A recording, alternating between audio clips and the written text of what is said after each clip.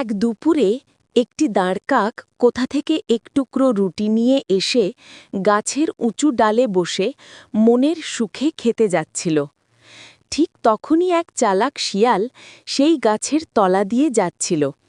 শিয়াল রুটির গন্ধ পেল এবং দাঁড়কাকের ঠোঁটে সেটি দেখতে পেল। শিয়াল রুটিটি পাওয়ার জন্য একটি বুদ্ধি আঁটল। শিয়াল দাঁড়কাককে ডেকে বলল, আরে দাঁড়কাক ভাই, তোমার পালকগুলি কি সুন্দর, আর তোমার চেহারাও কি চমৎকার।